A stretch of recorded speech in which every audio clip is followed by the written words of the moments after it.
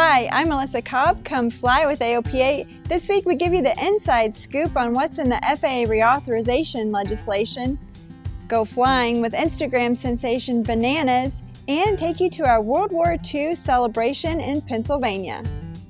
AOPA keeps flying safe, accessible, and fun by protecting your freedom to fly. We are the most trusted one-stop resource for all things related to general aviation. Become an AOPA pilot today. Well, if you like Piper Cubs, then you're going to want to meet Joe Costanza. On social media, he's known as Bananas.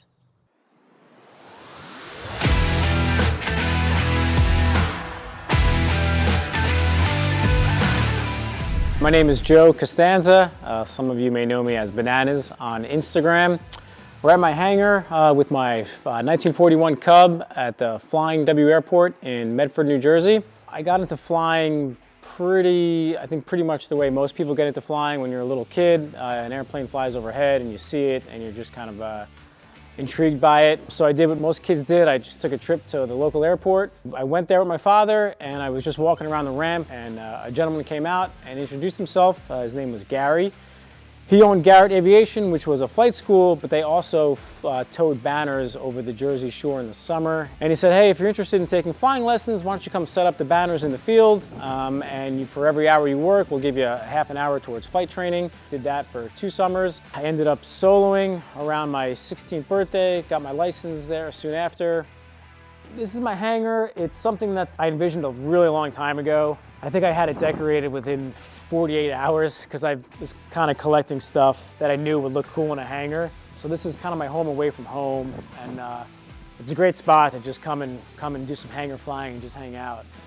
And the reason why I chose the Cub is because it is the complete opposite of what I thought I wanted to do growing up. I think most people, when they go through flight training, they start flying the airplanes and they want to fly, glass cockpits, they want to go faster, they want to fly a more complex airplane, and then you kind of get away from the basic stick and rudder flying, which is the epitome of what a Cub is.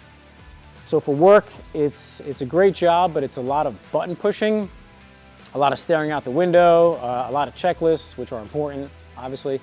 But the Cub is just, there's no electrical system on it, and it's just flying low and slow over the countryside. No radio, all stick and rudder. You're constantly using your left hand on the throttle, your feet for the rudder, right hand in the stick. It's constant flying, whereas the Airbus, you're more managing it. You're kind of just pushing buttons. You don't use the rudder at all. It's got auto thrust. It's got a really, really complex autopilot. So the Cub is really everything that airline flying isn't. So that's why I chose the Cub. It's a 1941 J3F. It rolled off the factory floor with a Franklin motor. And in the 50s, they put a Continental A65. It's a -8. There's no starter in it, no electrical. Instagram is kind of a weird, people have so many different reasons why they do social media or Instagram. But for me, it's really just about putting stuff out there with the intent or the hope that somebody could just see the video and maybe it'll pique their interest and they'll click on the video, maybe go on my profile and learn a little bit about that type of flying or learn about the Cub, and hopefully it gets them to be a little bit more proactive to stop dreaming, start doing type thing. So they see it out on social media and then they go out and say, hey, if this guy can do it, and if he can achieve it, then I could go out and get a Cub and do the same thing.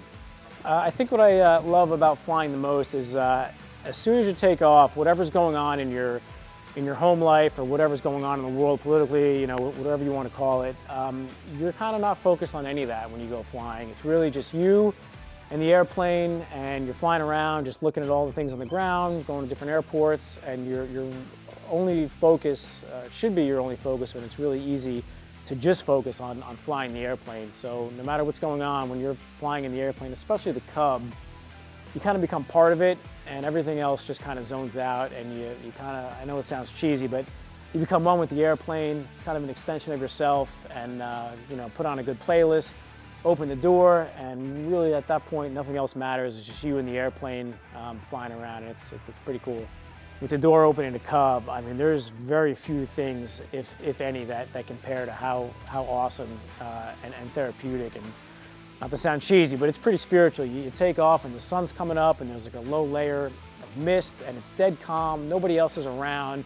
I mean, it's really it's really hard to beat that. And the Cub is just the perfect airplane to do that in.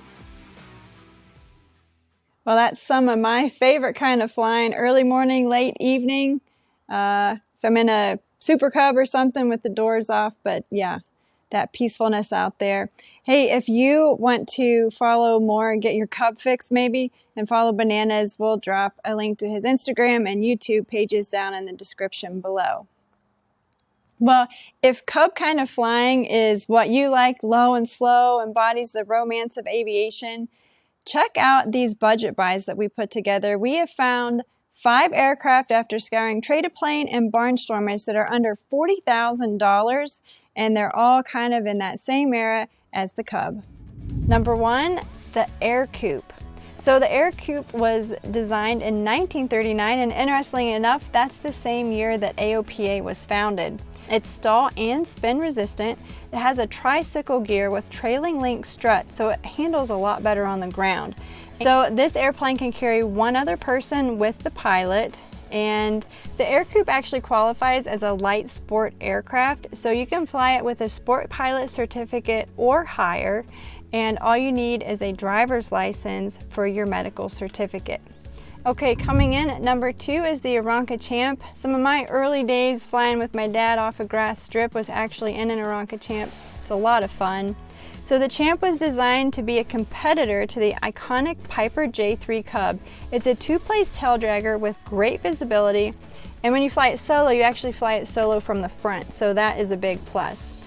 Okay, number 3 is the Cessna 140. So this is another 2-place budget-friendly tail dragger. So the Cessna 140 is incredibly fuel efficient with its 85 horsepower Continental C8512 engine. Now, the Cessna 140 does not qualify as a light sport aircraft, so you'll need at least a recreational private pilot certificate with a tailwheel endorsement to fly it. All right, number 4 is the Luscombe 8. So the Luscombe 8 is a metallized 2-place tail dragger that can qualify as a light sport aircraft, the models 8 through 8D. It has an 85 horsepower Continental C8512 engine and can cruise about 100 miles an hour. Okay, number 5 is the Piper Tri-Pacer. Now this is the only 4-place airplane that made our list of budget buys for under $40,000. It's a classy looking fabric airplane, has tricycle landing gear and short wings. The Cub didn't make the list, and if you're wondering why, while there are a few out there that are under $40,000, most are selling for over that. And so that's why it didn't make the list. If you want to learn more about the aircraft that we featured, just click on the card in the upper right of your screen, and you'll be able to watch that full video and get more detail on each airplane. And if you would, drop in the comments below for me the aircraft that you're looking for, what price point you're looking for, because we're going to be doing more groupings of aircraft within different price ranges to release here on our channel. Okay, well, we have some big news on the advocacy front, and that's that Congress is currently reviewing FAA reauthorization legislation, and it's the most GA-friendly reauthorization legislation that AOPA has ever seen. And I caught up with AOPA Senior Vice President of Government Affairs, Jim Kuhn, earlier this week for him to give us an inside look at what's in the bill. For general aviation, what's the most important aspect of this legislation? You know, there's a big investment in general aviation airports and non-primary airports where funding for construction projects have increased in this bill. There's more money in here for GA hangar construction to address the shortage of hangars across the country. There's basic med expansion in here. The current limitation to fly under basic med in aircraft is 6,000 pounds. This bill moves it up to 12,500, essentially covering every aircraft in the GA fleet, piston engine aircraft in the fleet. So increases the number of passengers from 5 to 6. And so those kinds of things. It includes DPE reform and getting that program to where it needs to be. And it would allow DPEs to fly under basic med. So we have that going for us. It stops the N number profiteering from the aircraft registry. The list goes on and on and on. It ensures that 100 low lead fuel remains available while the GA fleet tries to transition to an unleaded fuel. So that's really key for a smart and safe transition. Airports would be required to have 100 low lead on their airport while we transition. So those are the kinds of things that are in here. There's a lot more, but those are some of the highlights. That's great. Thank you for those highlights. And I know that, AOPA has done a ton of work behind the scenes, and one of the things that's really important to AOPA has been airport access and reasonable fees when parking at an airport. For example, if you're not using any services from an FBO. And I understand that there's some language regarding that in this legislation as well. Well, we're trying to get that language in there. This is unfortunately a dogfight, and that's why AOPA President Mark Baker sent out his call to action recently. And I'm encouraging all members to, or anybody that supports GA to write their member of Congress and ask them to, urge them to include language that would ensure that pilots have access to all airports, and that FBOs and airports, the fees that they charge, if they do charge a fee, needs to be fair and reasonable. And that's all we're really asking for. There's a lot of opposition from the FBO community, a lot of opposition from the airport community.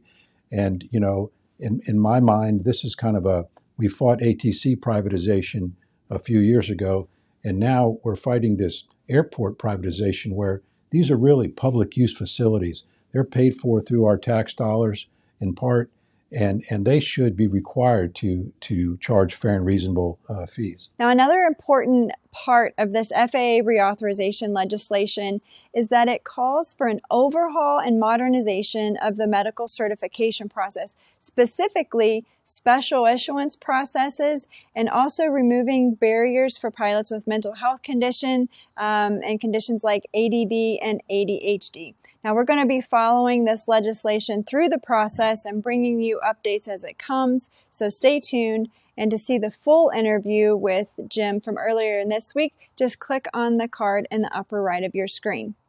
Now, in other FAA news, President Joe Biden has appointed Polly Trottenberg as acting FAA administrator, and this is while he continues the search for a nominee for administrator to fill the post for a 5-year term.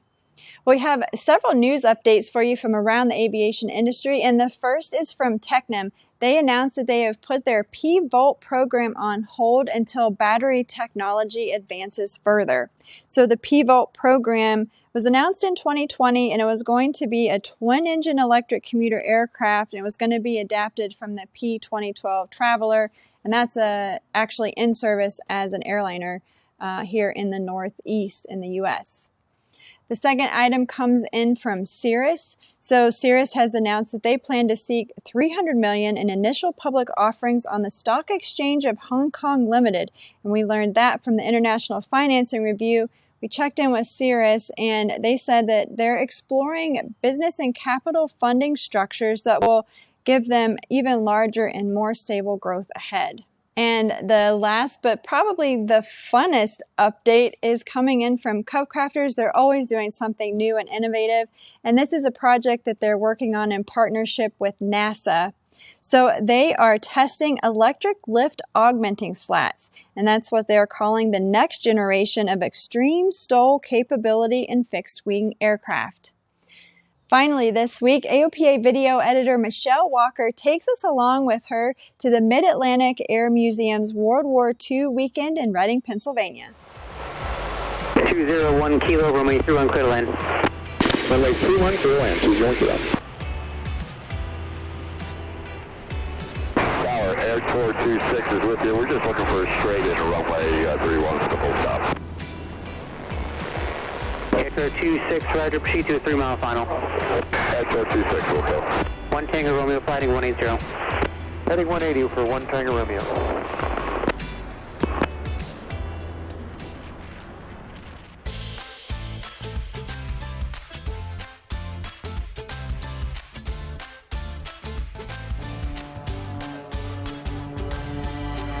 Alright, so we're here at the event. There's a lot of airplanes around, a lot of things to do, so we're just going to walk around and see what's all here. Anything in particular you're looking forward to seeing? Well, I saw the B-29 landing, and we'd love to get an up-close look at that and get up on the flight line when it's taking off or landing next time.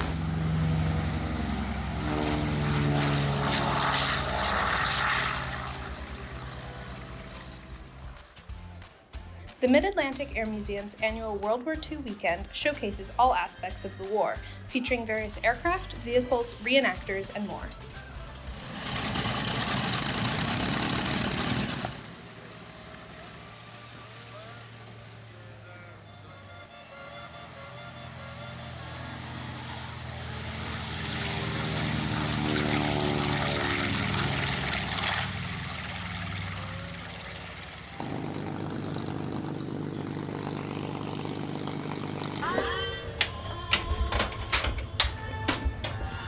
So we are in the tail of Panchito right now, just checking it out. Thoughts? It's really hot in here. I climbed back into the rear gunner's position, and just touching any of the metal that's been in the sun was burning my fingers. So I do not envy anybody who had to fly back there on a warm day. Absolutely. Right up in front of us are the waist gunner positions. They've got dummy guns and ammo belts going everywhere. It's pretty neat.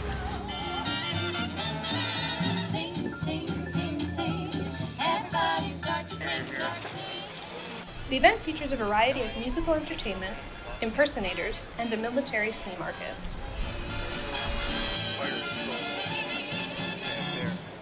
Alright, well there was a little bit of rain here, so the show got delayed, but sounds like they're going to get started, so we're going to head over there and see what's going on. And once again, they're going to line up here. From the left, Kevin Russo. There's the pull-up. Wait for it. There's 1, 2, 3, 4, 5, 6, 7, 8. The 8-point hesitation roll.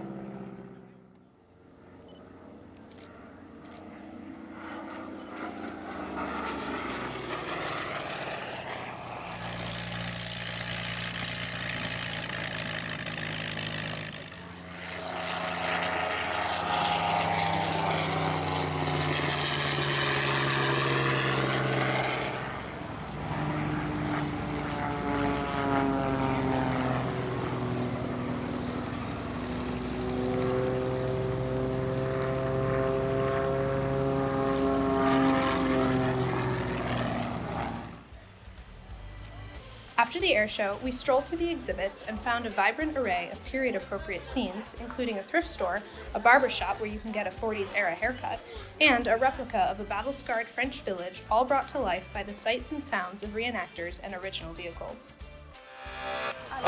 Liebe Augustine, Augustine, Augustine, liebe Augustine, Augustine. We just got the shuttle back to our airplane. Weather's looking good, the rain's gonna hold off, so we're gonna get ready here and head back to Frederick. November 201 Kilo, wind 020 at 9, gust 18, runway 36 cleared for takeoff, fly runway heading for now. Runway 36 cleared for takeoff, and we'll fly runway heading, 20 Kilo.